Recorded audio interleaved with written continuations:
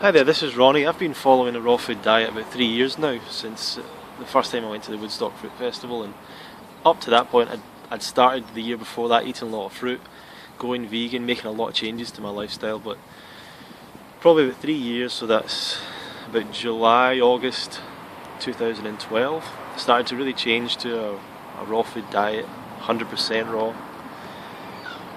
And I want to just talk about some of the mistakes that I've made on a raw food diet and the things to watch out for and look for and maybe change. And the first mistake is trying to live on a diet of vegetables. A lot of people will go into a raw food type of diet or situation, and they've never looked into any information yet. They've just maybe got some basic inspiration from someone, or they've heard about it, or someone's told them about it, or maybe they've seen information that was kind of vague or not very good, and they start maybe trying to eat lots of vegetables, lots of salads, thinking that that's what a raw food diet is all about. And there have been people who have tried that and have tried to live on salads and things for a long time. But what tends to happen is if you do it for a long time, vegetables are so low in calories that people will eventually look for some other source of calories, and if they're going to stay raw and they want to live on salads, then they're going to start adding a lot of fat to those salads, oils, maybe nut butters, obviously whole food sources like avocados, nuts.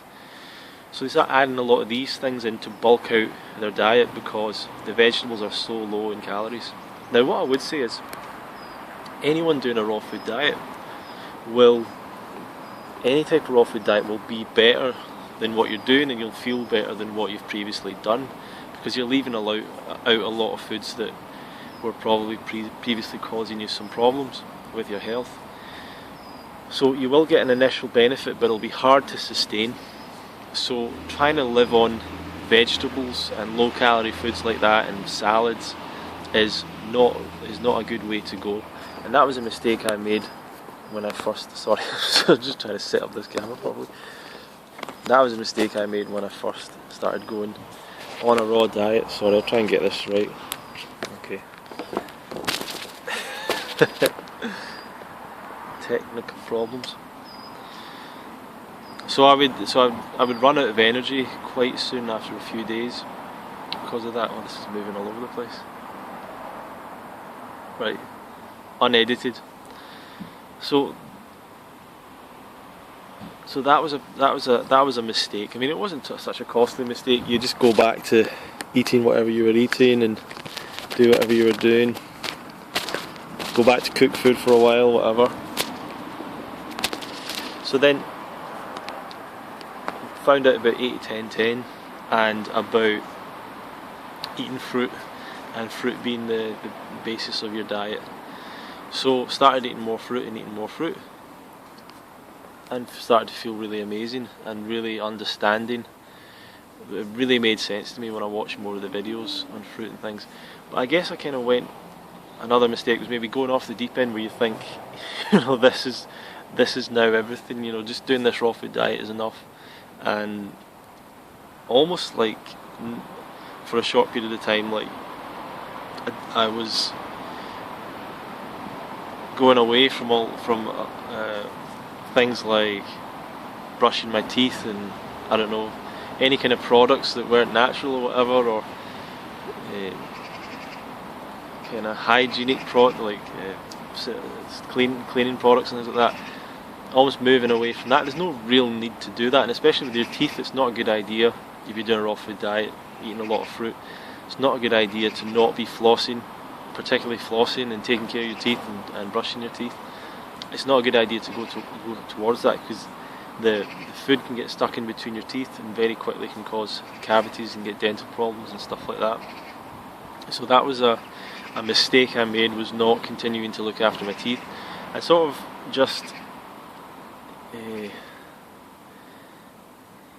thinking it was like a magic thing that you don't have to wash yourself, now you don't have to, not that I really got involved in that, but just maybe going a bit too far with the thought process of that. Other mistakes I've made on this lifestyle, probably just not being organised enough, and I'm still making that mistake today, not being organised enough, not getting my fruit in advance, not having a system set up and consistently going and get my fruit in advance, and I've often failed with that, and it's not been such a bad mistake diet wise, because I can always go and get fruit, I can buy fruit, but the problem is when you're buying every day, especially if you're just buying from a shop that's near you, you end up paying more than you would if you were going wholesale. And going wholesale, you can really bring down your prices. So it's probably quite important to try and find a good source and a good way and system for you to get your food.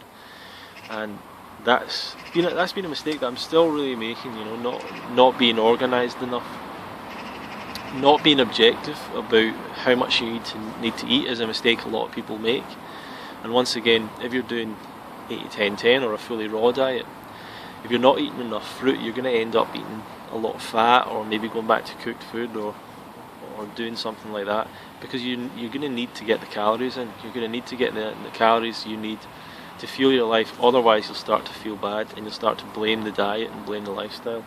But it's really, you're just not being objective enough about eating enough fruit and learning the symptoms of not eating enough fruit, which is you'll start craving other things, and you'll start to feel maybe the symptoms of kind of like undereating, undereating on carbohydrates, just not feeling as energized as usual, not getting good sleep, not feeling as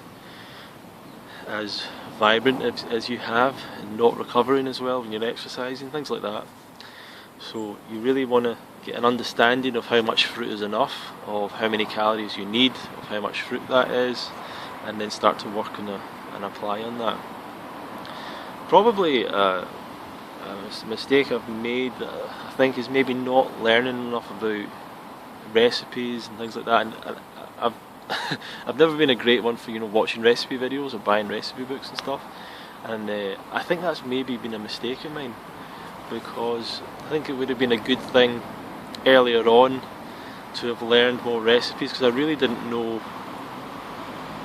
how to make a lot of variety and how to make a lot of interesting things. And I think if I'd tried that out a bit more, I would have I don't know if it would have been easier, but I would have had all these different recipes to try out. And it's taken me years. It took me a long time to work out like a good salad dressing. Eventually I worked it out, but I could have just bought a recipe book and got it straight away. Apart from that, I'll probably make another part of it, like the best is choices I made in a raw food diet. But that's basically my mistakes. Trying to live off vegetables and stuff like that first, not understanding the fruit-based diet yet, not being objective, kind of moving away, not brushing my teeth, not taking care of myself in other ways, and thinking the diet will just sort everything out. So it's things like that, and you can take that and work on that if you're transitioning. I would advise that you read the books, 8-10-10 diet and stuff like that. Watch the videos from trusted, good people who went to a lot of the Woodstock Fruit Festival speakers are worth listening to, and just meet people around you. Go to local groups and raw potlucks and talks and things like that. Okay, thanks for listening. Please subscribe to this channel. You can subscribe to my email list below.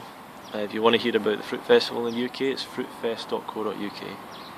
And I've got a couple of books on Amazon. There's ways to support this channel. If you want to support this channel, there's ways to do that in the description box below. Okay, thank you.